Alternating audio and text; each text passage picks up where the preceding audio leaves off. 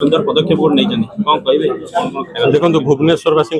खाद्यर चाहिदा जेहेतु बढ़ुची भल खाଇବା चाहिदा सहित बढ़िया दरकार आ माराइन सी फूड रो चाहिदा सर्वदा बढ़ी चली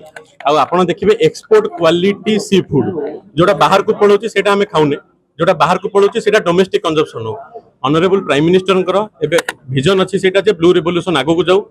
प्लस आपणकर एबे जेमती आसीथिले honourable fisheries minister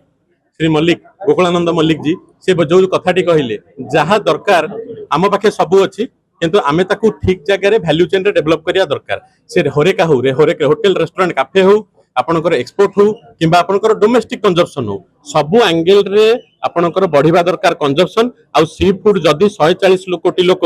house hold घर पिछा 10 रु 12 ग्राम 10 रु 12 किलोग्राम खाइबे ताहले हमकु नियंट सेति कि आमे सी फूड रो पावर हाउस एवं आगामी भविष्य ब्लू हाउस आम हूँ सबुठ बड़ रेवोल्यूशन आ रेस्टोरेंट प्रयास आम गोटे बड़ प्रयास आम भावुँ जे भुवनेश्वरवासी तटका सी फूड खाई एंजॉय करेंगे एवं आमको आगू को प्रोत्साहन देवे।